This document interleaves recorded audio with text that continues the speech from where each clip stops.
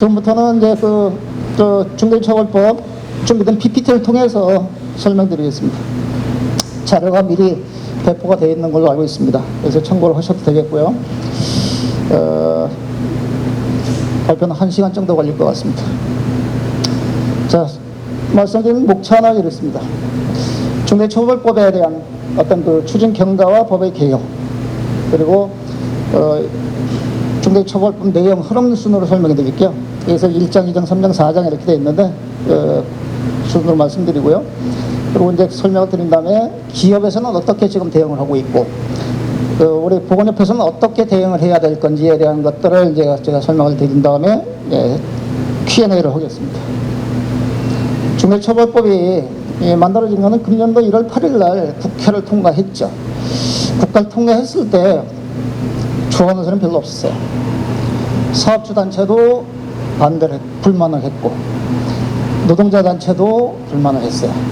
경영의 단체는 왜 불만하냐면, 지금도 산업재해가 발생해서 사망자가 발생하면 산업안전보건법에 의한 처벌이 굉장히 강해졌는데, 그거보다 더 강력한 처벌을 요구하는 중대처벌 만들어지면 우리나라에서 사업주들이 기업을 어떻게 운영하겠느냐는 거예요. 이런 것들이 이제 불만이었었고, 또 노동자한테서는 이건 만들어졌는데 지금 5인 미만 사업장을 영세하다고 제외가 됐거든요. 그리고 50인 미만이나 50억 원 미만 건설 현장은 3년 동안 유예를 해줬어요. 그러니까 지금 당장도 사고가 나고 있는데 왜 50인 미만은 3년 동안 유예를 시켜줬고, 그리고 이제 5인 미만은 아예 면제를 시켜주느냐, 이런 거에 대한 불만이거든요. 불만입니다. 그래서 양쪽에도 불만이고, 그리고 또 하나는 최근에 구체적으로 지켜야 될 내용이 시행령에 나와 있거든요. 그래서 7월 9일날 공고가 됐는데, 또 노동자위원 체제에서 이제 성명을 많이 발표했어요. 그동안 중대처벌법의 처벌 대상인으로 해달라는 요구사항이 있었는데, 예를 들면 과로사, 그리고 심혈관계 질환에 대한 내용들, 그리고 이제 근골격에 대한 질환들, 그리고 2인 1조 작업을 하도록 해달라는 이런 내용들이 강력하게 그동안 줄기차게 요구했는데 그건 다 빠졌거든요. 그래서 지금 양쪽에 다 불만을 좀 갖고 있는 법이다, 이렇게 보시면 될 것 같습니다. 그럼에도 불구하고 이제 출발을 했어요. 그래서 금년도 1월 8일 날 국회 통과하니까 1월 26일 날 이제 행정부로 이첩이 돼서 1월 26일 날 공포가 되면서 1년 동안 유예를 시켰어. 그리고 7월 9일 날 시행령이 공개가 돼서 8월 23일까지 지금 입법 예고 기간입니다. 그래서 시행령 안에 대해서 지금 의견을 받는 기간으로 수렴하는 기간으로 되어 있거든요. 그렇게 되면 본격적으로 내년 1월 27일부터 중대처벌법이 시행되는 걸로 되어 있습니다. 이 중대재해처벌법 하는데 정식적인 법률 명칭은 중대재해처벌에 관한 법률입니다. 그러니까 이름이 길기 때문에 약칭을 하는 거예요. 그래서 중대재해처벌에 관한 법률이기 때문에 중대재해처벌법 이렇게 하는 겁니다. 법이라는 건 1조, 2조, 3조 이렇게 돼 있잖아요. 근데 법이 산업안전법은 167조까지 되어 있는데 이거는 간단해요. 16개 조항밖에 없어요. 근데 그 여파는 훨씬 더 산업안전법보다 훨씬 더 강력하죠. 이거는 왜 강력한지 뒤에 설명드릴게요. 그래서 총 조항이 16개밖에 없어요. 16개를 4개의 카테고리를 만들었어요. 1장은 총칙, 2장은 중대산업재해, 3장은 중대시민재해, 4장은 보칙으로 구성되어 있는데, 이거는 당초에 왜 만들어졌냐면 산업재해로 인한 피해자 가족들, 그런 노동자한테를 요구하는 겁니다. 요구를 강력한 법을 만들어 달라고 요구한 배경은 뭐냐면, 우리가 이제 작년에도 산업안전보험이 전면 개정이 됐잖아요. 그러면 처벌 조항이 굉장히 높아졌거든요. 그 전까지는 안전조치 위반으로 해서 추락재해가 발생하면 1년 이하 징역에 1,000만 원 이하 벌금인데, 지금은 7년 이하 징역에 1억 원 이하로 됐거든요. 굉장히 높아졌는데 불구하고 재해가 안 줄고 있는 거예요. 사고로 죽는 사망자가. 그래서 이게 산업안전보건법이 강화했음에도 불구하고 사고로 죽는 사망자가 안 줄고 있으니 더 강력한 법을 만들어서 실질적으로 영향력을 미칠 수 있는 오너들을, 기업의 실질적인 책임자를, 최고 경영자를 처벌해달라고 요구한 겁니다. 그래서 이제 이게 만들어졌고요. 그리고 이제 이 법에 대한 내용은 산업재해 영역뿐만 아니고 시민들이 희생을 당하는 것도 포함이 돼 있어요. 예를 들면 세월호 참사라든지 가습기 살균제 때문에 1,500명이 더 죽었거든요. 그런 사고들도 포함이 되어 있습니다. 자세한 내용은 뒤에 설명드릴게요. 한 가지 이제 들어가기 전에 좀 퀘스천을 한번 해볼까요? 지난 6월 9일 날 광주광역시에서 아파트 재개발 공사를 하다가 5층짜리 건물을 철거하는 과정에서 붕괴가 됐죠. 근데 공교롭게도 옆에 이제 도로 쪽으로 넘어지면서 버스가 서 있었는데 버스를 덮쳐서 9명이 죽고 8명이 부상을 당한 사고가 다 아시잖아요. 그죠? 엄청난 여파를, 피해를, 사회적인 파장을 일으켰는데, 자, 이 사고는 산업재해인가요? 건설 현장에서 사고 났어요. 산업재해인가요? 이 사고는 중대재해인가요? 9명이 죽었어요. 그럼 이 사고에 대해서 일반적으로 사망사고 나면 노동부에 신고를 해야 되고, 신고를 받으면 노동부에서 나가서 일단 첫 번째 하는 게 작업중지거든요. 설비나 작업에 대해서. 왜냐하면 똑같은 사고가 났음에도 불구하고 똑같은 작업이나 설비를 가동하면 똑같은 사고가 날 수 있기 때문에 그런 거거든요. 노동부에서 작업중지권을 행사했을까요? 이런 거죠. 네 번째는 이 사고가 중대재해처벌법에 적용을 받는 건가요? 이런 거죠. 제 퀘스천 드린 거는 우리는 안전보건 전문가들이 모인 집단이잖아요. 그럼 이런 사고가 났을 때 분석할 수 있는 능력이 좀 있어야 된다고 하는 거거든요. 그래 법에 대한 정확한 개념을 갖고 있는 것들이죠. 이 사고는 산업재해 아닙니다. 왜냐하면 산업안전보건법 2조에 보면 산업재해란 근로자들, 지금은 노무를 제공하는 건데 노무를 제공하는 근로자를 포함한 노무를 제공하는 자가 업무와 관련된 일을 하다가 다치거나 병들거나 죽는 거를 산업재해로 정의하고 있어요. 노무를 제공하는 자, 근로자가 업무와 관련된 일을 하다가 다치거나 죽거나 병든 거를. 근데 이건 희생자들 전부 다 시민들이, 버스를 타고 있는 시민들이었거든요.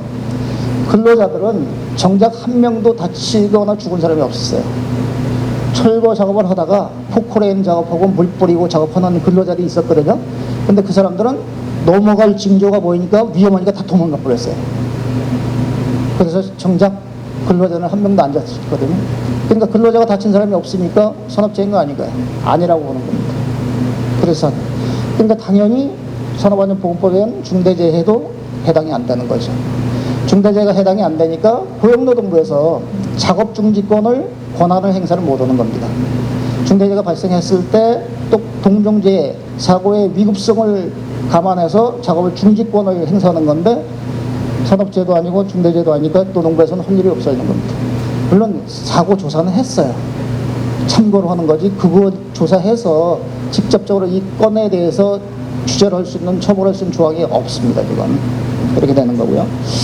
또 한 가지는 중대재해처벌법이 이제 내년 1월 7일부터 시작되지만 만약에 이 사고가 내년에 2월 달에 생겼다고 했을 때 중대처벌 받을 수 있는 거냐는 거죠. 안 됩니다, 지금. 왜냐하면 사고를 일으킨 이 원인을 제공한 조직의 책임자를 처벌하는 거거든요. 근데 버스를 타고 있었던 사람이 희생됐는데 버스를 운전한 회사나 버스 운전기사가 잘못한 게 있나요? 버스 회사는 잘못한 게 없어요. 오히려 피해자지. 원인 제공은 누가 했어요? 건설현장에서 철거하는 업자들이 저지르는 거거든요. 근데 지금 산업안전보건법에서는 철거하는 업자들, 공사업체에서는 자기가 소속된 근로자나 노무를 제공하는 자만 보호되어 있거든요. 거기서 사고 나면 책임을 지게 되기 때문에 이거는 공교롭게도 산업안전보건법도 해결이 안 되고 중대재해처벌법 적용하는 묘한 상황이 됐어요.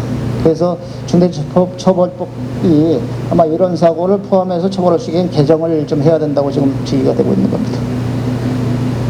자, 관련해서 조금 스크래치가 났네요. 이거. 산업재해, 우리가 이제 실제로 들어가 보겠습니다. 우리 산업보건협회는 중대재해처벌법의 적용을 받나요? 받을까요? 받을까요? 당연히 받겠죠. 만약에 가정을 하는 거잖아요. 가정을 해서 우리가 대비를 하는 거잖아요. 그죠? 산업보건협회에서 적용이 되면 만약에 우리가 관리하는 영역에서 뭐 직원들이든 외부에서 들어와서 봉사하는 사람이든 우리 설비와 관련된 시설과 관련돼서 일을 하다가 또 방문객일 수도 있어요. 예. 고객들이 사고가 당한다면 책임 소재가 되는 건데, 책임 소재가 되면 누가 처벌 대상자가 될까요? 그런 거예요. 회장님일까요? 아니면 경영이사일까요? 아니면 지역본부장이나 센터장일까요? 팀장일까요? 이런 거거든요. 그리고 이제 만약에 적용이 된다면 우리가 지금 이 중대재해처벌법에 대해서 민간기업에서는 엄청나게 지금 대비를 하고 있거든요. 근데 우리는 지금 실제로 대비를 하고 있었나요? 안 했으면 앞으로 어떻게 대비를 해야 되는가, 이런 것 때문에 저한테 설명을 지시하신 것 같아요. 예. 그죠? 누가 해야 되는 거죠.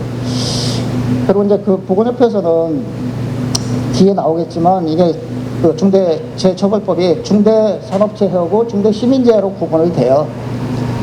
두 가지 다 영역이 조금씩 걸치는 게 있는데 뭐가 걱정이 되는 거냐면 그걸 알아야 우리가 그거에 대해서 일어나지 않게끔 관리하는 거, 대비를 해야 되는 거 아니겠어요? 어디에 해당될까, 이런 것들. 그래서 아마 개념을 잘 모르시기 때문에 오늘 교육을 받으시면 개념을 아실 수 있다고 생각합니다. 자, 이제 본론으로 들어가면 1장은 총칙이에요. 두 개 조항인데 1조는 목적, 2조는 정의인데 1조 목적이 이렇게 돼 있어요. 목적은 사업이나 사업장 이렇게 돼 있죠.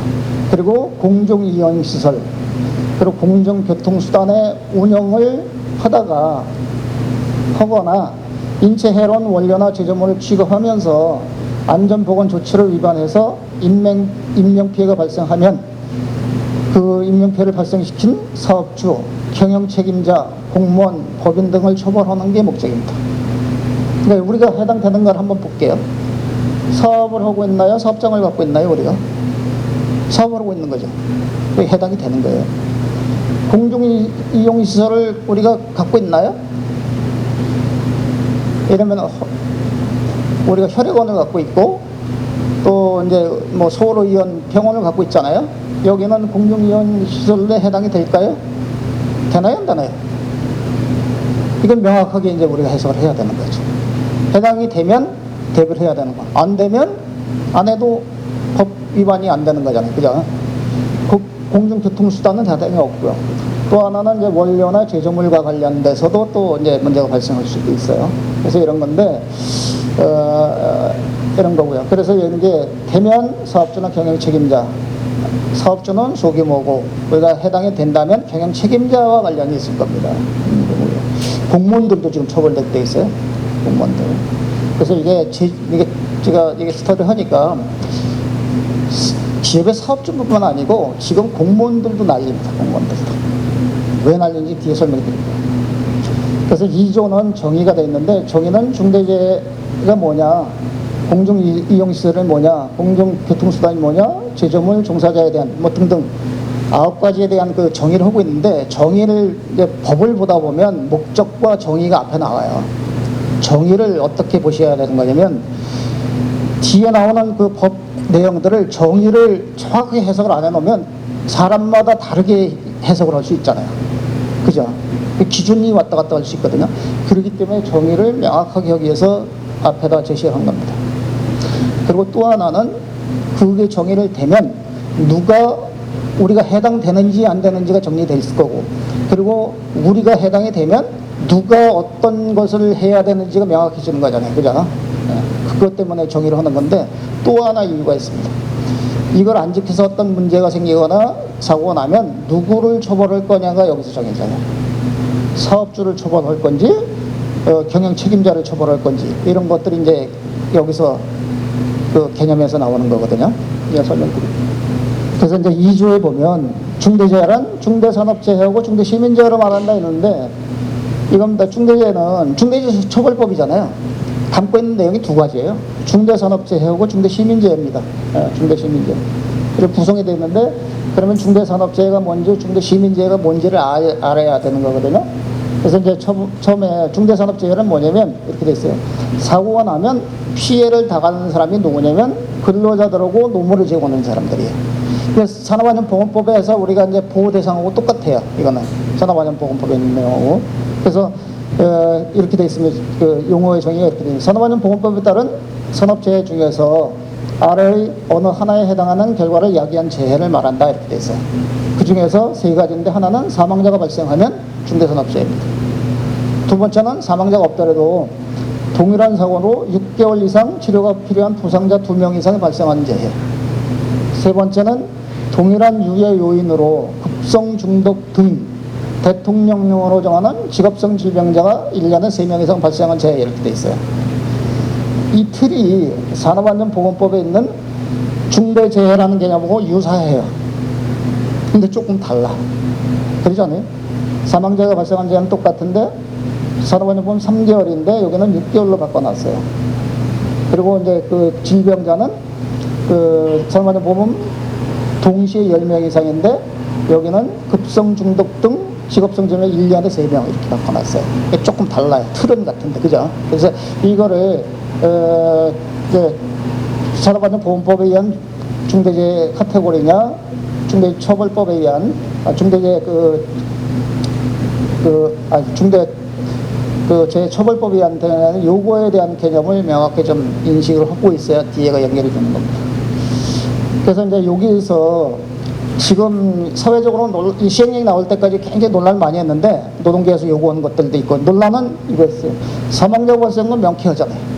그 한 건의 사고가 났는 6개월 이상 2명이 발생한 거, 부상자 발생한 건 명확해요. 근데 논란의 대상이 뭐냐면 직업성 질병자예요. 유해 요인으로 급성 중독 등 대통령령으로 정하는 이거였거든요. 이게 대통령령 시행령에서 어떻게 정하느냐에 따라서 대상이 넓어질 수도 있고 좁아질 수도 있어요. 그래서 아까 말씀드린 노동관리처에서는 그 심혈관계 질환에 대한다든지 과로사라든지 이런 것들 포함해달라고 요구했던 것들이거든요. 근데 빠졌어요. 그래서 어떻게 시행령이 됐냐면 24개 조항으로 되어 있어요. 그래서 여기서 급성 중독 등 이렇게 돼 있잖아요. 근데 급성 중독에 의한 거를 13가지를 집어넣고 나머지는 그 11개는 등에 해당되는 거를 집어넣은 거거든요. 이게 법을 보다 보면 등이 묘하게 작용합니다. 그래서 여기 보면 염화벤젠이나 일산화탄소 급성 중독이죠. 납, 수은, 크롬, 벤젠, 톨루엔 같은 유기화합물, 이산화질소, 황화수소, 황화수소는 H2S 여름에 그 하수구나 맨홀 같은데 썩은 물에 들어가서 지식사고 날 때도 황화수소 때문에 죽는 게 많아요. 시아노수소, 불화수소나 불산, 인, 카드뮴 이렇게 되는 이거에 관련된 급성 중독인데 또 범위가 엄청 넓어졌어요. 13번에 가면 기타 화학적 인자에 노출된 급성 중독했는데 화학적 인자의 카테고리를 우리 산업안전보건법에 보면 작업학력 측정 대상 유해인자가 있어요. 화학적 인자가 114종이 있거든요. 그리고 특수건강진단하는 화학적 유해인자가 109종이 있어요. 이거에 의해서 발생된 급성 중독은 다 포함시켜놨어요. 그러니까 거의 모든 화학물질로 인해서 급성 중독이 나면 중대처벌법에 해당한다 이렇게 보셔도 되는 것 같아요. 그러고 나서 등에 대한 게 14번부터 24번인데 염화수소나 그 수소, 염산 이런 것들을 이게 그 흡입하게 되면 기도가 이렇게 손상을 당하는데 이제 과민성 증후군이나 스티븐 존스 증후군, 노출 급성 당복 그리고 특히 보건의료 종사자에 대해 발생하는 B형, C형 감염이나 매독 뭐 이런 것들, 뭐 레지오비달라증 또 산소가 부족한 상태에서 지식사고가 나잖아요. 산소 결핍증도 포함을 해놨어요. 그리고 이제 그 방사선에 대한 그 급성 방사선증 그리고 여름에 날씨가 더운 데서 이러다 보면 열사병 발생하잖아요. 더워서 쓰러지기도 하잖아요. 열사병도 포함을 시켜놨어요. 그 등에 있는 거를 많이 확대했어요. 지금. 근데도 노동단체는 이거 부족하다 이런 거거든요. 그래서 보건협회도 이제 이런 물질을 취급하잖아요. 우리가 분석실에 분석하기도 하고 직접 나가서 다 취급하기도 하고 이거에 따라서 영향 미치면 해당이 될 수도 있다 이렇게 보셔도 돼요. 뒤에 다시 한번 살펴드릴게요. 그게 이제 중대 그 산업사고고 두 번째 중대 시민재해는 이렇게 돼 있어요. 이제 사고가 발생하면 피해자가 시민들이에요. 시민들. 이용자나 시민들. 근로자가 아닌. 그래서 근로자가 사고 나면 중대산업사고, 시민들이 피해가 되면 아까 버스같이 이거는 중대 그 시민재해라고 하는데 개념이 뭐냐면 특정 원료나 제조물, 공공이용시설, 공공교통수단의 설계, 제조, 설치, 관리상의 결함을 원인으로 다음 어느 하나에 해당하는 결과를 야기한 재해. 이렇게 돼서 사망자 1명, 동일한 사고로 2개월 이상 부상자가 10명, 동일한 원인으로 3개월 이상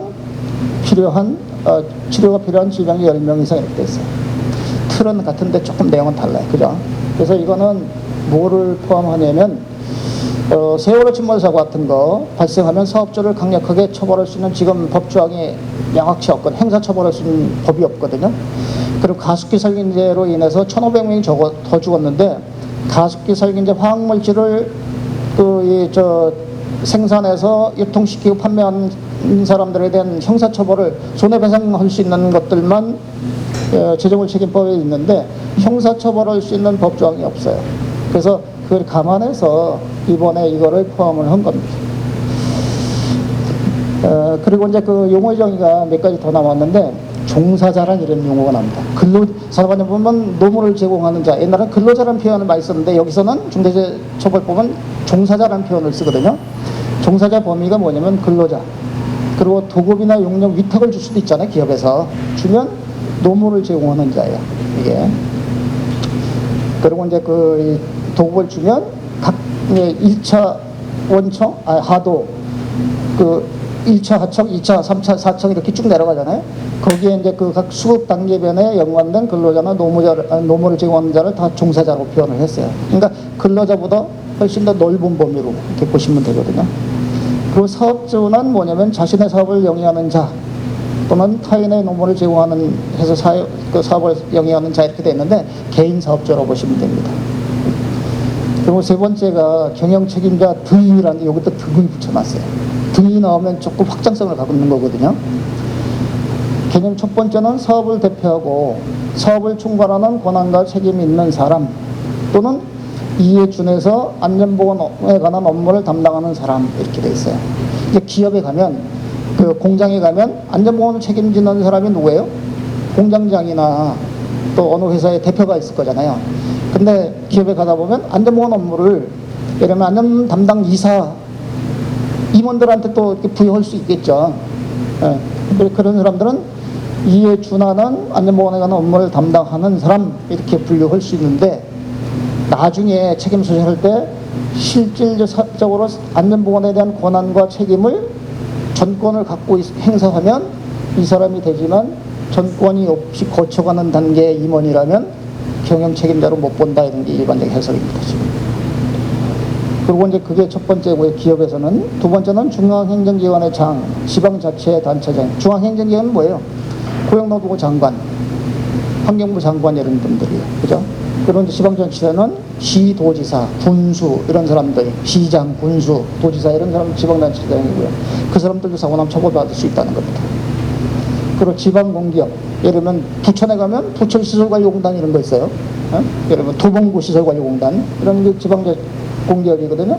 그리고 공공기관은 뭐 철도시설공단, 예를 들면 코레일, LH공사, 수자원공사 이런 데 공기업이잖아요. 거기 사고 나면 이 사람들 처벌받을 수 있다고 돼 있어요. 이게. 그리고 이제 그 범위가 어떻게 되냐면 우리가 산업안전보건법에서 지금 안전보건관리 체계가 이렇게 돼 있어요. 다 아시잖아요. 그러니까 다 아는 법이에요. 사업주나 대표이사가 있고 그 밑에 안전관리 책임자가 있고요. 일반적으로 보면 공장장이나 건설 현장 소장이 되는 거죠. 그리고 그 밑에 관리감독자가 있고 근로자가 있고 안전관리 보건관리가 있고 안전보건회가 있잖아요. 만약에 어느 공장에서 예를 들면 삼성전자 본사가 서울에 있잖아요.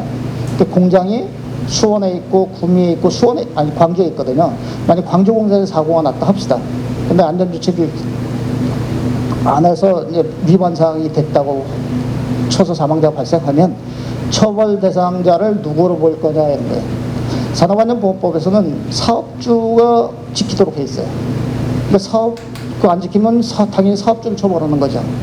근데 만약에 삼성전자 광주 공장에서 사고 나면 사업주가 누구가 되는 거예요? 광주 공장장이 되는 건가요? 삼성전자 본사에 있는 서울 본사에 있는 대표이사가 되는 건가요? 산업안전보건법은 안전관리 책임자가 처벌받습니다. 광주 공장장, 건설 현장 소장이 책임받는 건데 행위 책임 행위자를 처벌하는 거거든요. 그러니까 권선영 소장이나 공장장이 처벌받는 거예요. 근데 똑같은 사고가 나면 내년부터는 어떻게 되냐면 산업안전보건법도 적용을 해서 처벌되고 중대처벌법이 하나 더 생기는 거잖아요. 또 그거에 따른 처벌 또 하나 생기는 겁니다. 각각 적용을 하는 거거든요. 근데 중대처벌법은 본사, 경영책임자 등을 처벌하게 되기 때문에 삼성전자 서울 본사에 있는 대표이사를 처벌하게 돼 있어요. 그러니까 더 강력하죠. 그죠? 예. 그래서 이게 지금 산업안전보건법은 안전관리 책임자인 요 사람들만 처벌하게 돼 있는데 요 사람들은 건드리지 못했거든요. 근데 중대처벌법이 되면 이 본사에 계신 이분들이 처벌 대상으로 들어오는 겁니다. 더 강력. 보건협회 예를 들면 이러면 어느 지역본부에서 만약에 사고가 났다 해서 법인에서 발생한 가정하면 안전보건관리 책임자는 누구예요? 지역본부장이 되겠죠. 그분이 됐는데 중대처벌법은 협회 본부에 있는 회장님이 당사자가 될 수 있다는 거예요. 강력해요. 예, 그런 겁니다. 그래서 이제 이게 쟁점상이 뭐냐면 경영 책임자 등의 용어의 해석에서 사업을 대표하고 사업을 총괄하는 권한과 책임이 있는 사람 또는 이에 준하여 안전보건에 관한 업무를 담당하는 사람 이렇게 돼 있잖아요. 그러니까 만약에 우리 협회에서 안전보건 업무를 경영 총괄이사한테 위임을 해놨다 합시다. 예, 이게 하면 업무 분장을 했을 때 만약 사고 나면 경영 총괄이사가 이러면 이 경영 책임자로 볼 거냐 회장님을 볼 거냐에 대한 문제예요. 이게 기업에서 그렇게 지금 대비를 하고 있거든요. 이게 업무 분장만 해놨다고 해서 면책을 할 수 있는 거냐? 로펌에서는 그렇게 해석을 안 합니다. 로펌에서는 어떻게 하냐면 실질적으로 이 사람들이 실질적으로 그 권한과 책임을 행사할 수 있도록 완전히 그 독자적인 어떤 권한을 실제 행하면 이 사람을 책임자로 볼 수 있지만 그렇지 않으면 못 본다는 게 이제 로펌을 그렇게 해석을 하고 있더라고요. 그래서 아마 이게 케이스가 생기면 자꾸 이제 아마 법원 판결을 통해서 정리가 될 것 같습니다. 지금은 로펌에서 그렇게 해석을 하고 있어요. 그렇고요. 이제 또 하나는 이제 공중이용시설에는 공중교통수단에 대해서도 지금 중대처벌법에 해당이 되는데 공중이용시설이라는 게 뭐냐면 다음 항목에 대통령령을 정하는 시설 이렇게 돼 있어요. 그게 네 가지예요, 크게. 실내공기질관리법 적용시설, 시설물의 안전유지 관리에 대한 특별법, 다중이용업소의 안전관리 특별법, 가에서 다목까지 준하는 시설 이렇게 돼 있어요. 오늘 출근하다 보니까 여기에 층에 공기질 분석한다고 이제 장비가 들어오더라고요. 보건협회가 공기질 분석 관리법에 의한 실내 공기질 관리법에 의한 적용받는 업체인가요? 우리가요? 아닌데도 측정하는 건가요? 자체로 하는 거죠? 노사 합의에 따라서 그걸 분명히 알아야 돼요. 여기는 공기질 관리법 적용받는 시설이니까 일단 그거에는 해당이 안 되겠습니다. 그래서 여기에 보면 모든 지하철 역사, 지하도 상가, 기차나 버스 대합실 있잖아요. 이런 데들 의료기관이 이렇게 있어요. 그러면 우리가 이제 서울 지역본부 가면 서울의원이 있잖아요. 의료기관으로 분류하나요? 아니나요? 어떻습니까? 의료기관인가 아닌가요? 의료기관이에요? 그럼 여기에 해당 이 실내공기관리법에 적용이 될까요, 안 될까요? 네. 그래서 여기에 찾아보면 의료기관 등 이렇게 나머지 의료기관을 어떻게 하냐면 면적이 2,000제곱미터 이상 또는 병상수 100개 이상 병원에만 해당이 돼요. 대형만 포함이 됐어요. 그러니까 우리는 의원은 보건협회 이제 서울의원, 광주의원님은 해당이 안 돼. 면적이 적어서. 그래서 이거는 해당이 안 되는 거고요. 시설물의 안전유지에 관련 특별법인데 규량이나 터널, 항만, 댐, 건축물 이런 데서 사고 날 수 있죠. 이거 사놓으면 이러면 규량, 터널, 이건 항만 이거 누가 관리해요? 공기업이나 지방자치 시도지사가 관리하잖아요. 그래서 댐이 무너져서 시민들이 죽으면 시도지사를 처벌하겠다는 거예요. 수자원공사 공기업 책임자를 처벌하겠다는 거예요, 이게. 그리고 이제 다중이용업소의 안전관리에 대한 특별법에 있어요. 우리가 서울의원이나 이러면 혈액원 이런 데 해당되나 한번 살펴보세요. 대상이 뭐냐면 휴게음식점, 단란주점, 유흥주점, 영업 성령관, 비디오물 감상실, 학원, 각종 학원, 사우나, 인터넷 하는 그 인터넷방 있죠. 그런 노래 연습장, 산후조리원, 고시원, 실내 사격장, 실내 골프장, 안마시소가 해당이 돼요. 우리 혈액원이 의료시설인가요? 의료기관으로 분류되어 있나요? 혈액원이? 아니, 혈액원이 법에서 의료기관으로 분류되어 있나요? 분류가? 그런 근거가 있어요? 의료기관 아니에요. 찾아보세요. 내가 찾아보니까 의료기관은 분류 안 돼 있던데. 의료기관 안에 범죄 안 들어가 있더라고. 혈액원. 의료원 개설해야 된다고요? 근데 의료원은 여기서는 의료기관에 본적이 안 되니까 해당이 안 되고요. 혈액원도 한번 안 되는 거로 좀 한번 확인을 해보세요. 이게. 네? 그래서 처음에는 다중이용시설에 많은 사람이 들락날락 하니까 다중이용시설의 업소에 해당이 될까 생각하니까 여기도 해당이 없더라고요. 네. 그래서 이런 것들을 좀 명확하게 하려면 좀 찾아보는 후속 작업이 좀 필요할 것 같아요. 그래서 이거 하면서 소상공인은 제외했어요. 5인 10인 미만 소상공인. 그리고 교육시설은 학교는 빠졌어요. 다. 학교는. 그리고 또 하나는 교통수단이 이제서 사고가 나면 이제 날 수 있잖아요. 비행기 떨어진다든지 기차, 그 KTX 같이 새마을 또는 요건 지하철, 철도, KTX나 그리고 이제 버스나 어떤 이런 택시, 여객선, 항공기 이런 것들이 사고 나면 또 이제 대상이 되는 거고요. 제조물이란 제조나 가공된 동산이 이렇게 돼 있어요.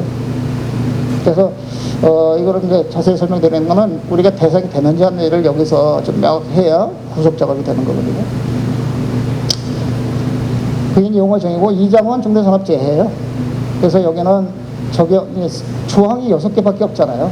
적용 범위 4조는 사업적 경영에 안전 및 보건 확보해야 될 의무사항이 뭔지, 5조는 도급이나 용역 위탁을 줬을 때 안전보건 확보를 해야 될 의무사항이 뭔지, 그리고 6조는 어떤 이런 것들이 이제 확보가 안 됐을 때 의무를 이행 안 했을 때 처벌에 대한 거고요.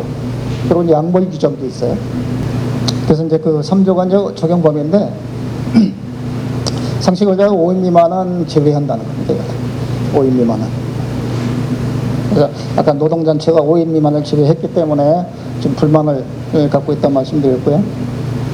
그 4조가 중요합니다. 4조가.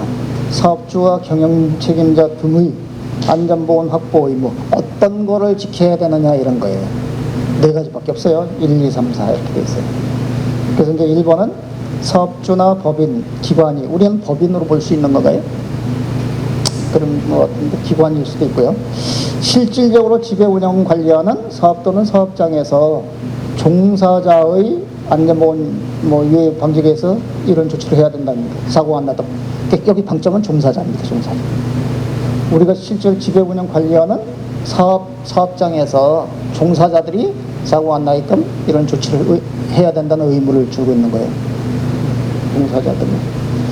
그리고 이제 지켜야 될 내용이 1번은 재해방에 필요한 인력이나 예산 등 안전보건 관리 체제의 구축이나 그 이행에 관한 조치를 해야 된다는 거고요.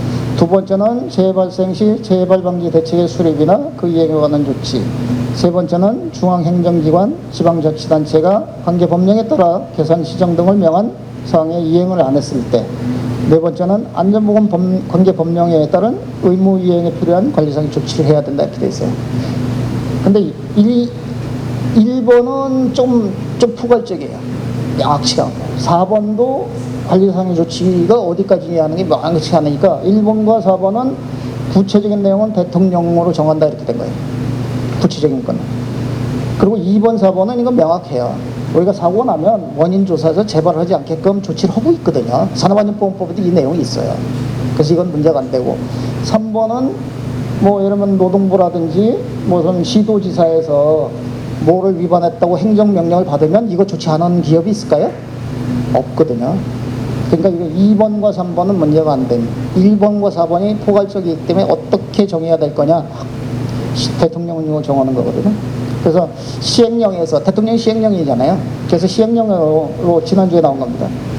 그래서 4조 1항에 안전보건에 관한 이행하는 조치에 대한 내용을 8가지로 정해놨어요. 첫 번째는 사업이나 각 사업장의 안전보건 목표와 방침을 설정할 것, 설정하여야 한다도 아니고 그냥 법 시행령에서 할 것 이렇게 딱 끊어버렸더라고요.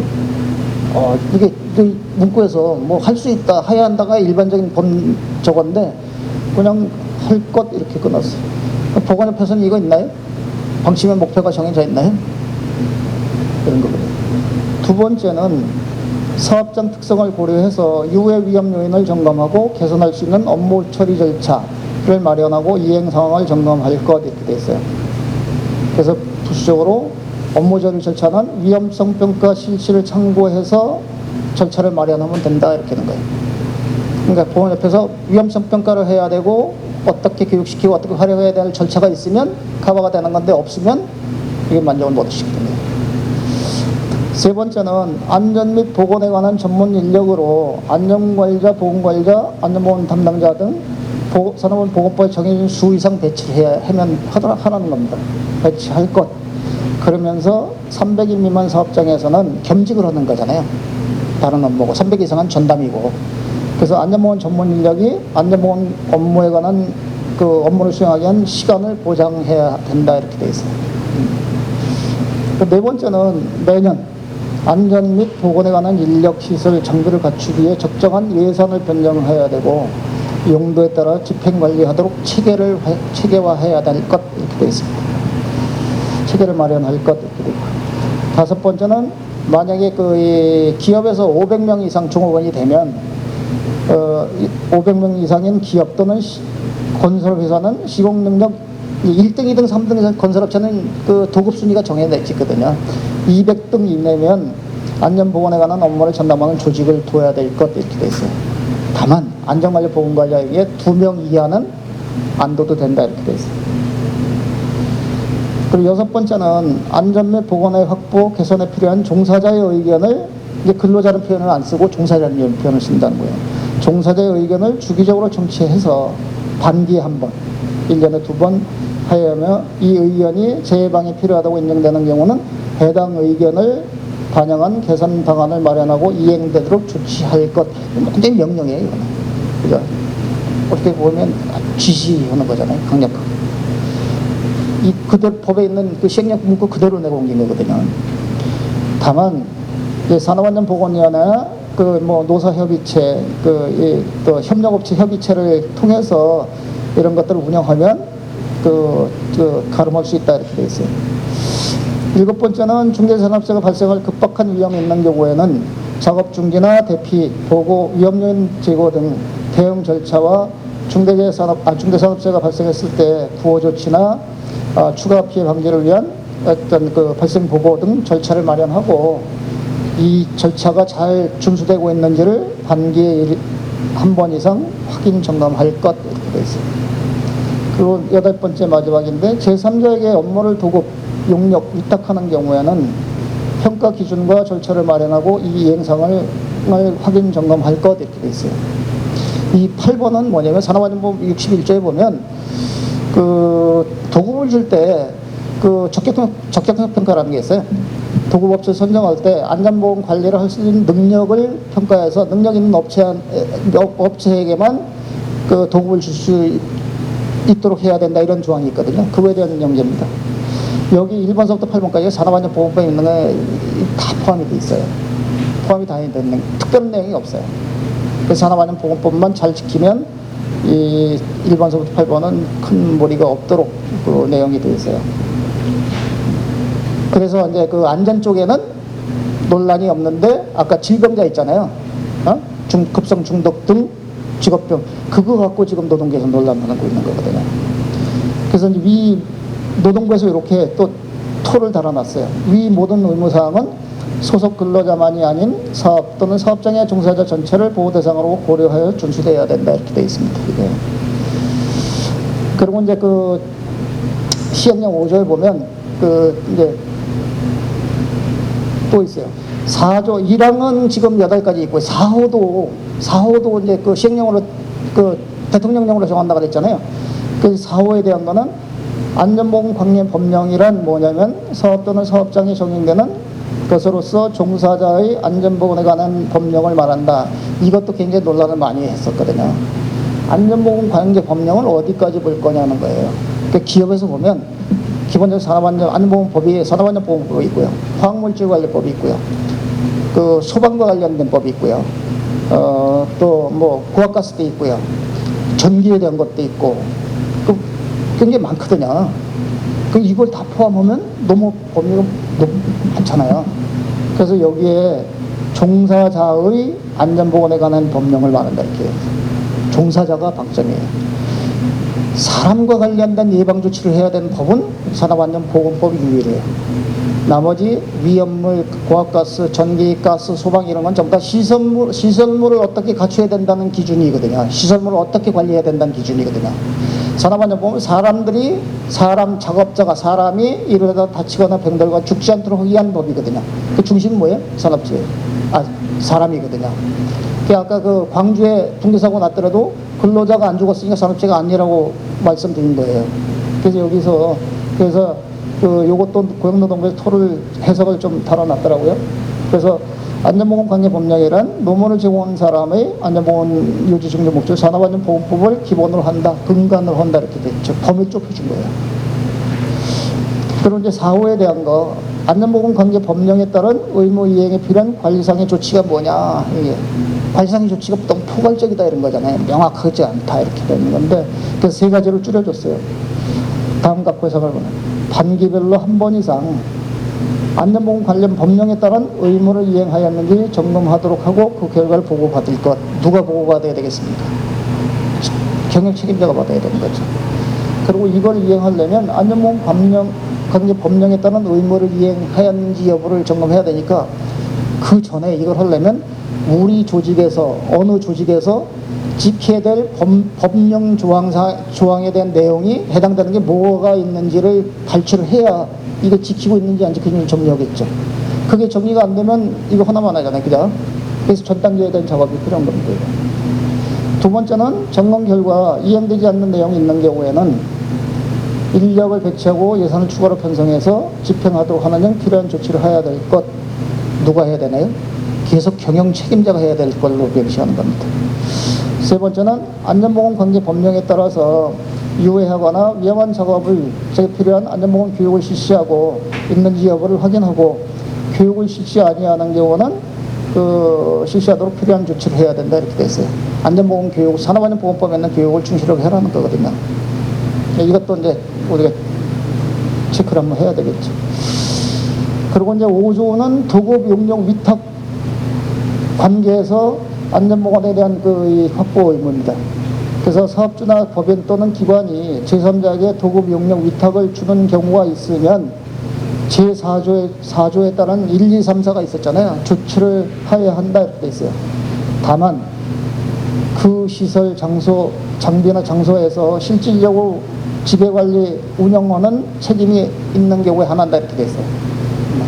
책임이 없으면 지배관리 지배 운영 관련 책임이 없으면 우리가 도급을 줬는데 만약에 이런 거예요. 우리가 이제 지하 공사를 했잖아요. 인테리어 공사 했잖아요.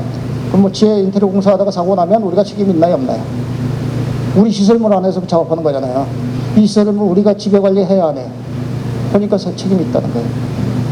근데 만약에 제작할 게 있어서 자기네 밖에 있는 인테리어 업자 자기 사무실이나 공장에서 작업하다가 사고 났어요. 그럼 우리가 책임이 있나요, 없나요? 없다는 겁니다. 왜? 그 시설 장소에 대해서는 우리가 실제로 지배 운영 관리하는 책임이 없는 거잖아요. 그렇게 해석을 하는 거거든요, 이게. 그런 겁니다. 그리고 이제 이게 안 지켜지면 행사처벌이 나오는 건데, 첫 번째 6조는 사업주와 경영 책임자의 처벌인데, 단서가 4조나 5조에 대한 안전보건 확보 의무를 위반한 경우에 행사 처벌이 발생하는 겁니다. 위반 안 했으면 처벌할 수 없다는 거잖아요, 그죠? 그래서 사망자가 발생하면 1년 이상 징역이나 15억 원 이하의 벌금입니다.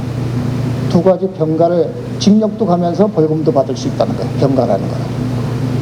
두 번째는 사망자가 발생 안 했을 경우 있잖아요. 아까 한 건의 사고로 6개월 이상 2명이 부상자 발생한 거잖아요. 그거는 7년 이하 징역 1억 원 이하 벌금. 요거는 2번은 산업재해 중에서 사망자가 발생했을 때 처벌 조항과 같은 거예요. 그 3번은 중대산업재해의 경우 형이 확정되는 5년 이내에 발생하면 형의 2분의 1을 가중한다. 이것도 산업안전보건법에 있는 내용 똑같은 거예요. 2번, 3번은. 그래서 예를 들면 여기서 사망자 발생 시 1년 이내 증세이기 때문에 일반적으로 지금 어떻게 돌아가냐면 기업에서 지금 사망자가 발생하면 뭐 대기업이나 그 건설에서는 좋은 변호사를 사는 거죠. 로펌을 사거나. 그래서 적극 대응을 하면 형량이 지금은 산업안전보면 7년 이하 징역 이렇게 돼 있잖아요. 그 형량을 낮춰서 집행유예로 빠지거나 벌금을 내고 교도소 안 가는 거죠. 지금. 근데 중대재해처벌법이 되면 최소한 1년 이상의 징역이에요. 아무리 줄여도 1년 이상은 교도소 갔다 와야 된다. 그것도 대상자가 누구? 공장장이 아니고 본사의 대표이사이니까 본사 대표이사가 신경 써야 되나 안 써야 되나. 그래서 지금 그렇게 되어 있습니다. 그리고 양벌구장은 요거는 행위자를 처벌하는 거고요. 요거는 이제 회사 법인을 교도소 보낼 수는 없잖아요. 그래서 사망자 발생 50원 이하 벌금. 요거는 산업안전보험은 10억 원 이하 벌금이거든요. 이 50원은 훨씬 높아졌고 사망자가 발생 안 하면 10억 원 이하 벌금으로 돼 있었어요. 다만 이게 이제 사고가 안 나게끔 법인이나 기관이 사고를 방지하기 위해서 상당한 주의와 감독을 게을리하지 아니한 경우는 제외한다. 이게 뭐냐면 최대한 사고가 나면 감독도 하고 열심히 관리를 해서 했다면 이거를 적용 안 할 수 있다는 겁니다. 그걸 열심히 최대한 적극적 노력을 안 했으면 이걸 적용하겠다 이런 겁니다. 그래서 과정 관리를 하셔야 된다는 이런 명분을 주고 있는 거거든요. 그런데 8조에는 교육에 대한 수강인데 부수적으로 따라가는 겁니다. 이제 그 중대산업재해가 발생한 법인이나 기관의 경영 책임자 등은 대통령령을 정하는 바에 따라 교육을 이수해야 된다. 교육을 안 받으면 5천만 원 이하 과태료를 부과하고 과태료는 고용노동부 장관이 부과한다 이렇게 돼 있어요. 여기서 의미가 생기는 게 과태료는 고용노동부 장관이 부과한다는 거잖아요. 중대산업안전보건법은 주무부처가 어디예요? 고용노동부에 있었잖아요. 그래서 산업재해가 발생하면 산업안전감독관이 지금 조사를 해서 경찰 행위를 하거든요. 그런데 중대재해처벌법은 이게 산업안전 고용노동부에 해당하는 얘기가 아닌 게 아니고 건설교통부나 법무부나 무슨 환경부나 여러 부처가 다 해당이 돼요. 그래서 어디가 주무를 해야 될, 담당을 해야 될 거냐가 아직 그동안 안 정해졌었거든요. 여기 정해지는 거예요. 과태료. 그래서 아까 그 고용노동부가 이제 본부 체제로 바뀌었다잖아요. 그래서 지금 중대재해처벌법을 예방하고 감독하고 조사해서 처벌할 수 있는 기능까지 지금 들어와 있어서 확대가 된 거예요. 그래서 그 법적으로 과태료에 대한 것도 노동부 장관이 부과하도록 이렇게 딱 명시가 되어 있는 겁니다.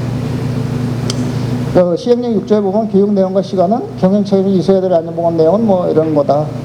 교육 시간은 20시간 범위 내에서 이수를 해야 된다.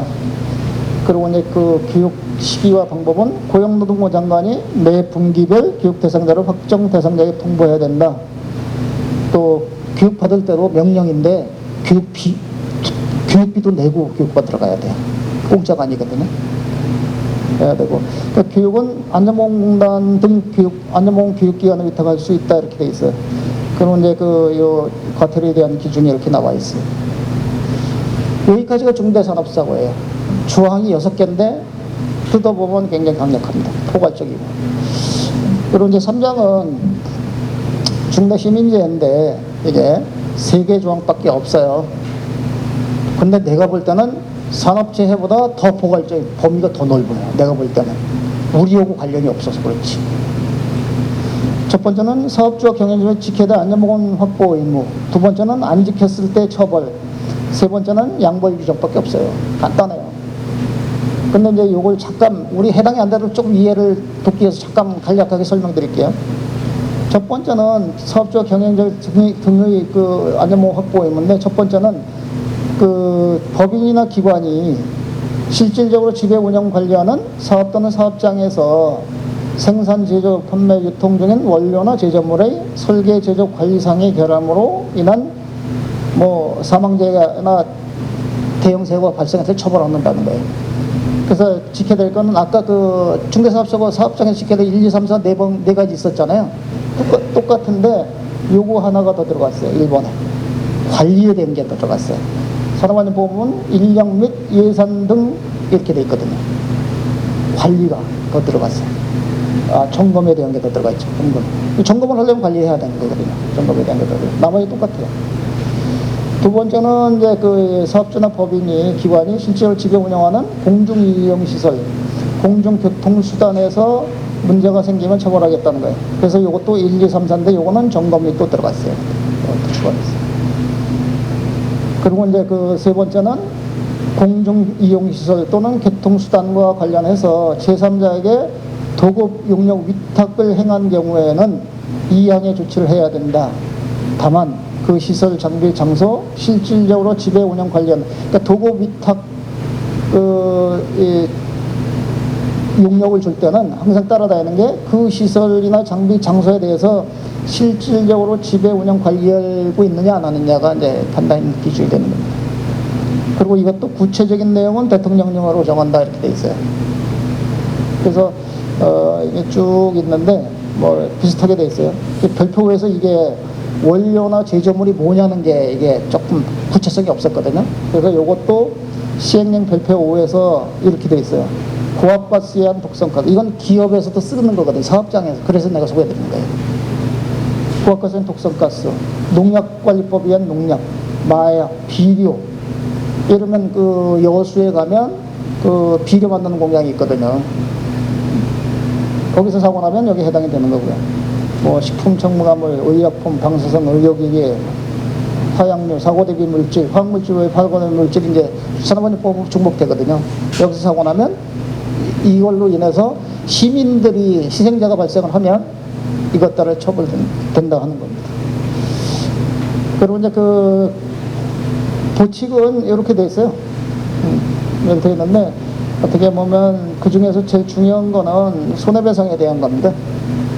그래서 책임주체는 사업주나 법인기관에 대해서 어떤 그 앞에 사고해야 될 거를 의무사항이 있었잖아요. 안전 및 보건조치에 대한 의무사항이. 그게 안 돼서 사고 나면 이제 의무를 다 못한 거잖아요. 의무를 다 못하면 고의든 중대형 과실이든 분류할 겁니다. 그게. 그래서 관리되면 그래서 중대재해를 발생한 경우에는 이제 피해를 입은 사람들이 발생하잖아요. 이러면 세월호 침몰했으면 희생자들이 많이 생겼잖아요. 손해배상을 지금 국가에서 했잖아요. 그거를 원인 제공한테 구상권을 청구가 되겠다는 겁니다. 그게 이제 징벌적 손해배상이라는 개념이거든요. 그래서 근데 그 손해액에 100억 원을 보상해서 100억 원을 하는 게 아니고 5배까지 징벌적 하겠다는 거예요. 그래서 5배 이내에서 징벌적 손해배상을 청구하겠다는 겁니다. 이것도. 다만 이것도 상당한 주의와 감독을 게을리했으면 적용을 안 하겠다. 노력을 했으면 이렇게 되는 거죠. 여기까지가 이제 그 중대재해처벌법 중요한 핵심 내용이 다예요. 뭐 복잡하진 않은데, 근데 이제 시도지사는 앞으로 철도, 이제 예를 들면 도로, 항만, 댐 이런 어떻게 사고 안 치게 관리할 거냐 이런 것들이 지금 이제 비상에 걸린 거고요. 기업에서는 중대 그 근로자들이 중범죄나 부상이나 급성 중독 등 사고가 안 나게끔 어떻게 관리해야 될 거냐 이런 것들이 이제 비상인 거예요. 그래서 기업에서 보면 사전 대응 이런 것들을 이런 단계로 지금 접근하고 있거든요. 사고 예방 체계를 지금 갖추는 겁니다. 체계적인 안전망 관리 체제를 시스템을 수립해서 수량하는 쪽으로 지금 가고 있고요. 두 번째는 어느 조직에서 법적으로 지켜야 될 사항이 뭔지를 발치를 해서 그걸 잘 지킬 수 있게끔 과정관리에 들어가는 겁니다. 나중에 예상치 않는 사고가 나더라도 우리가 법에서 정한 것들을 우리가 다 했다 이렇게 노력을 했는데 예상을 못했다. 그리고 관련 범위가 아닌 데서 사고 났다. 이렇게 가려고 하는 거거든요. 이 처벌을 최소화하는, 리스크를 최소화하는 방안이죠. 그리고 이제 세 번째는 예상치 않은 사고가 나면 피해를 최소화할 수 있게끔 이제 그 손실을 최소화할 수 있게 대응하는 겁니다. 그러기 위해서는 우리가 어떻게 해야 되냐면 우리 어느 조직이든 사업장에 사고를 일으킬 수 있는 위험에 대한 요인이 어디 있는지 파악하는 거예요. 그게 사전 위험성 평가예요. 이게. 해서 위험성 평가를 관리하면서 교육을 시키고 그리고 이제 그 규정이나 그 어떤 법에 따라서 조직을 재정비하고 이런 것들을 이제 종합적으로 법적인 거를 파악을 해서 지킬 수 있는 체제를 갖추는 게 컴플라이언스 개념이거든요. 이런 쪽으로 이제 그 구축을 하는 게 이제 가장 시급한 거다라는 걸 보는 거고요. 그리고 또 하나는 중요한 개념을 뭐를 핵심적인 게 쟁점이 될 수 있는 것들인데 책임 주체가 예를 들면 누구냐는 걸 명확하게 해야 R&R이 되는 거잖아요. 예? 예를 들면 회장님이야, 그 경영총괄이사야, 지역본부장이야, 센터장이야 이거거든요. 예? 그래서 R&R을 제가 볼 때 좀 해야 된다고 제가 제안 드린 게 그런 거거든요. 경영 책임자를 우리 조직에서는 보건협회에서는 이거에 대한 책임과 역할을 명확하게 해줘야 되지. 그래야 책임 있게 운영이 되는 거고요. 문제가 생겼을 때 책임에 대한 것도 연계가 되는 거죠. 그리고 구체적인 내용을 뭐를 지켜야 되는 거가 정해야 돼요. 디파인 돼야 되는 거죠. 그죠? 안전보건에 대한 확보 의무가 다 있는데 구체적으로 어떤 거, 우리 조직에서는 어떤 거 해야 되는데 이런 것들. 세 번째는 만약에 도급이 있으면 도급. 예를 들면 여기는 지금 청소하시는 분이나 기관실에 계신 분도 보건협회 직원으로 돼 있죠. 그럼 만약에 용역을 제공이 들어와 있다면 어느 조직에서 그 사람까지 포함하는 관리 개념이 되어야 된다는 거예요. 그리고 예를 들면 인테리어 공사나 이런 걸 하면 우리 우리 건물 안에 들어가면 그 사람이 사고 안 내게끔 조치에 대한 것도 관리를 해야 되는 거거든요. 그게 이제 도급에 대한 범위에서 돈 주고 남한테 용역을 줬으니까, 계약을 줬으니까, 위탁을 줬으니까 해당이 없다 이게 아니라는 거예요. 우리 시설, 장소, 어떤 건물에서 문제가 생기면 책임이 발생할 수 있다는 거거든요. 그런 겁니다. 그래서 이제 정리를 좀 마지막으로 좀 해드리면 산업안전보건법과 중대처벌법 분명히 차이가 있거든요. 그래서 목적은 노무를 제공하는 자고 종사자나 시민을 보호하는 게 중대처벌법이고 의무가 좀 강화됐죠. 산업안전법은 시행규칙에서 뭐를 해야 되는 구체적으로 돼 있어요. 근데 중대처벌법은 그냥 포괄적이에요. 그냥 개념적으로가 있거든요. 그래서 보는 사람에 따라서 해당이 된다고 볼 수도 있고 안 한다고 악유가 많이 될 수 있어요. 그리고 실질적으로 산업안전보험 지배 관리하는 장소에 대해서도 지금 그 도급 관리를 하게 있는데 중대처벌법은 지배 운영 관리하는 이게 지배 운영 관리에 좀 세분화되어 있죠. 그래서 책임 있는 장소에 대해서 해라. 처벌 대상은 산업안전보건법은 안전보건 책임자를 처벌하는데 중대처벌은 경영 책임자, 대표이사를 최고 정점에 있는 책임자를 처벌하는 거고요. 뭐 위반 사항은 그렇고. 그럼 마지막으로 이제 정리를 하면 보건협회는 어떻게 해야 될 거냐 이런 게 핵심 아니겠어요? 오늘의 살펴보겠습니다. 그럼 우리가 안전보건 의무 사항이 있었잖아요. 1, 2, 3, 4인데 1번하고 4번 아니겠어요? 1번에 대한 건 8가지가 제시가 돼 있다 그랬죠. 한 번씩 뜯어보면 있는 거예요. 자문자답하면 여기 시행령 4조에 있는데 사업 및 각 사업장의 안전보건에 관한 목표와 방침을 설정할 것 이렇게 돼 있어요. 그럼 보건협회는 지금 안전보건 방침과 목표와 경영 방침이 설정이 돼 있나 이런 거죠. 안 돼 있으면 이제 금년 안에 내년에 1월 27일부터 시행되니까 금년 안에 준비를 해야 되는 거죠. 그죠? 그렇게 되면 누가 어떻게 역할을 해야 될 거냐 이런 거죠. 두 번째는 각 사업장의 업무 장소나 작업 특성에 따른 유해 위험 요인을 확인 점검하고 개선할 수 있도록 업무 절차를 마련해서 이행 상황을 하는 거예요. 이건 위험성 평가예요.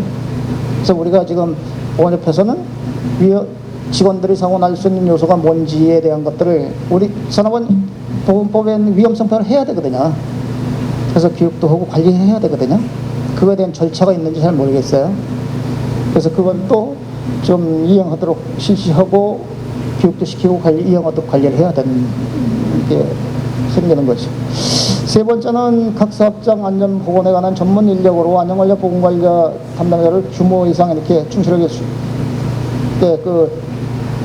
수행하도록 할 것 이렇게 배치해서 그래서 이게 본부 역할이 있고 지역본부나 센터는 어떻게 적용되는지 모르겠어요.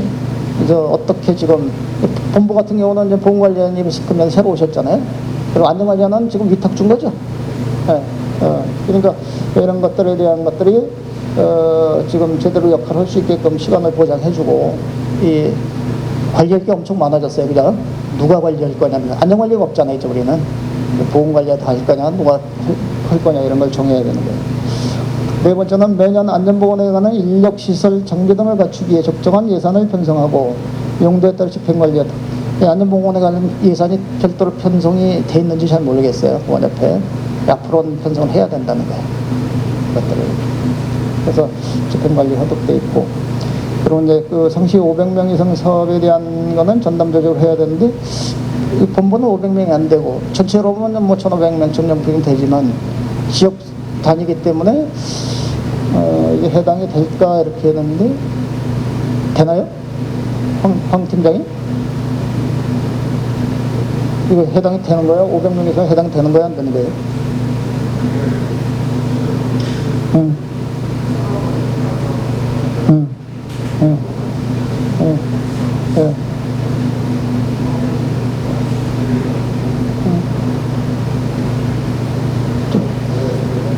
네. 네. 해당돼요. 그러면 이제 전담 조직이라는 걸 구성을 해야 되겠네요. 네. 네. 네. 그거 좀 애매해요. 그죠? 지금 이제 이게 지역본부장도 사업자 등록에 별도 안 돼 있기 때문에, 네, 안 돼 있더라도 그 산업안전보건법에 관한 지역 책임제이기 때문에 지역관리 개념이거든요. 회장님이 갖고 있는 그 인사 조직 인원에 대한 예산이나 이런 것들을 지역본부장이나 저 센터한테 위임을 해준 거 아니에요? 해준 거 아니에요? 그렇게 되면, 예를 들면 뭐 제조업체도 그 뭐 현대자동차가 본사가 서울에 있고 공장이 뭐 저 울산에 있고 뭐 전주에 있더라도 전주 공장장 울산 공장장한테 위임을 한 거거든요. 그 사람들을 안전관리 책임자로 보는 거거든요. 그런 의미에서 보면 이미 됐으니까 또 그 안에서 인원이 되면 안전관리 보건자를 주는 거고, 안 되면 안도 되고 이런 거잖아요. 그래서 해석을 어떻게 하느냐에 따라서 그 도급이나 용역 위탁이 있는 경우에는 평가 절차를 마련해서 그 이행사항을 그 점검할 거 이렇게 되어 있는데, 해당이 되면 하는 거고 안 되면 안 해도 되는 거예요. 예. 도급이 있나요? 보건협회가? 도급은 없는 거 아닌가요? 없는 것 같은데.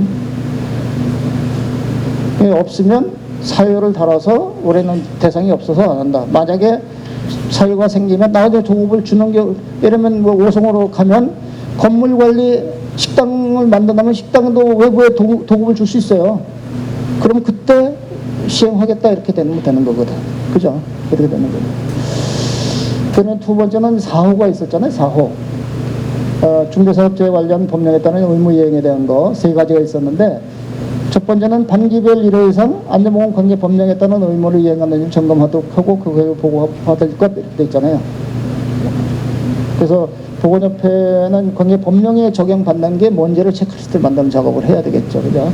그래서 누가 작성하고 저 점검을 저 반기 한 번, 상반기, 하반기 하면 누가 주최를 해야 될 건지, 점검 결과는 누구한테까지 보고를 해야 될 건지, 그리고 이제 본사만 할 거면 지방에서는 어떻게 하도록 이제 헤드쿼터 역할이 있어야 될 거잖아요. 그죠? 그런 것들에 대한 것들을 고려해야 되는 거고요. 그리고 이제 두 번째는 1회 보고를 받고 안전보건 관련 법령에 따른 의무가 이행되지 않으면은 뭐 추가적으로 필요한 조치를 해라고 하는, 이건 발생하면 하면 되는 거예요. 세 번째는 법령에 따라서, 안전보건 법령에 따라서 이해하거나 위반한 작업을 할 때 교육을 실시하고 있는지 여부를 확인해서 교육을 실시하고 있지 않은 경우에는 교육을 실시하도록 지시하고 관련 예산을 확보하는 지를 취해야 됩니다. 안전보건 교육에 대한 것도 우리가 체계적으로 잘하고 있느냐는 거예요. 지금 보건관리님이 그 안전보건 교육을 지금 하고는 있는데, 우리가 산업안전보건법에 있는 내용대로 충실하게 지금 하고 있는 거냐는 거죠. 내용적으로 보면. 그죠? 하고 있는 형식적인 게 아니고 충실성을 요구해요, 이거는. 왜냐면 화가 나왔을 때 우리가 에비던스를 쓸 수 있는 거예요. 그죠? 우리가 잘하고 있다는 걸 입증을 해야 되는 거예요. 그래서 하고 있다 안 하고 있다 일지 정리하는 게 아니고, 그래서 이런 것들을 실제로 하려면 어떻게 해야 되겠냐. 그러려면 우리가 지금 어떻게 하고 있느냐 되는 실태와 어떤 문제점이 정확하게 정리가 돼야 앞으로 어떻게 해야 되겠다는 게 정리가 될 것 같습니다. 그리고 이제 가장 솔직한 이런 것들 내가 가정을 몇 가지 할게요. 하면 이러면 거예요. 우리가 사고날 이제 적용은 된다는 건 다 인식을 하셨잖아요. 그럼 어디서 사고날 가능성이 있느냐를 한번 자문자답해 보는 거예요. 첫 번째는 제가 이제 협회 그 지역본부 이제 분석실들이 다 있어요. 그 가스 용기도 쓰고 있고 배관도 있고 거기서 누설될 수도 있는 거잖아요. 그죠? 그래서 예를 들면 분석실에서 작업중 가스 정도로 한 산업재 발생 가능성은 없는지 없을까 이런 거죠. 있다면 어떻게 대응을 해야 되고 그럼 어떻게 점검하고 시설에 대한 건 어떻게 관리하는 기준을 갖고 있어야 되고 관리 체계는 어떻게 해야 되고 이런 게 생기는 거죠. 그리고 이제 그 분석실에서 물을 또 많이 쓸 수도 있잖아요. 설적본부 가니까 좀 시설이 좀 지난번에 좀 새로 리모델링 했는지 모르겠는데 바닥에 물도 흘러오더라고요. 누전되고 만약 감전사고가 될 가능성은 없는지 이런 거예요. 있다면 우리가 어떻게 안 나도록 어떻게 관리를 해야 될 거냐, 어떻게 관리 체제를 갖고 와야 될 거냐 그런 거잖아요. 그럼 누가 어떤 방법으로 어떤 주기를 가지고 관리하고 문제가 있으면 어떻게 조치해야 되고 이런 것들이 정리가 돼야 되겠죠. 이거 사업장에서 다 하고 있는 거예요. 협회의 시설물에는 장비들의 화재가 발생해서 중대사 발생할 가능성은 없을까 이런 거죠. 우리 건물들이 많잖아요. 그러면 소방에 대한 시설이나 소방 점검에 대한 것들 화재 안 나게끔 겨울에 히터 관리라든지 뭐 이런 거 초마운 관리를 해야 되는 거잖아요. 그죠? 그런 것들을 어떻게 해야 될 건지. 소방 점검도 어떻게 해서 어떻게 해야 되는데 어떤 체계성을 좀 정리해야 되겠죠. 그리고 이제 그 건강진단 협회 직원이 건강진단 관련 업무 하다가 아까 있잖아요. 의료 종사자의 B형, C형 간염이나 매도 이런 이게 급성 중독 등으로 구분돼 있잖아요. 이런 가능성은 없는지 없으면 제껴도 되고 있으면 발생을 안 하도록 어떻게 예방하고 발생했을 때 어떻게 조치하고 이런 걸 정리해야 돼요. 그잖아요. 그런 고객들이 이제 그 보건협회 방문하는 분들이 많잖아요. 건강진단 받으러. 온다든지 이런 때 이분들이 들어와서 우리 시설물에서 사고 날 가능성은 없는 건지 있으면 우리가 어떻게 시나리오를 작성해서 어떻게 대응하도록 관리해야 되는 거지 이런 것들이죠. 시나리오를 만들려면 상황이 어떤 상황이 발생하는 건지를 디파이 정리가 돼야 되는 것들이거든요. 상황별로 시나리오가 만들어야 되는 거니까. 그리고 이제 우리 직원들도 사고 앞도록 하지만 방문객들도 해야 되는 이런 프로세스를 만들어야 되는 겁니다. 그래서 주기적으로 훈련도 해야 되고. 그리고 우리 직원들이 또 출장을 다니면서 작업들을 많이 하잖아요. 교통사고라든지 출장 가서 또 작업환경 측정을 무리하게 하다가 떨어질 수도 있고 오염될 수도 있고 그러잖아요.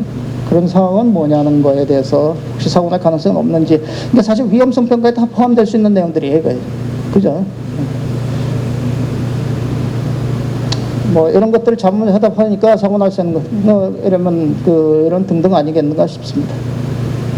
그래서 이제 이런 것들이 있으면 좀 점검해서 법에 있는 내용들 다 파악이 됐고 했으니까 좀 준비를 하반기에 해야는 단계를 갖춰야 되지 않겠는가 싶습니다. 좀 어려운 얘기를 들어서 시원한 그림 하나 얻었습니다. 옛날에 제가 이게 등산을 많이 다녔거든요. 많은 아닌데 여러분들은 좀 많이 가봤는데. 자, 이제 혹시 질문 있으거나 제가 잘못 설명이나 잘못 전달한 게 있으면 그 질문하시면 답변 드리겠습니다. 제가 내용과 우리 협회에서 어떻게 접근해야 되는지에 대한 거는 이제 방향성은 말씀을 드렸던 것 같아요.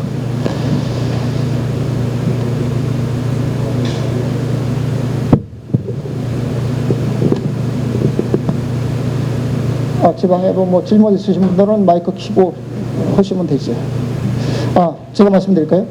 지방에서 지역본부나 센터에서 듣고 계신 분 중에서 질문 있으시면 마이크를 켜시고 질문을 하시면 그 답변을 드리도록 하겠습니다.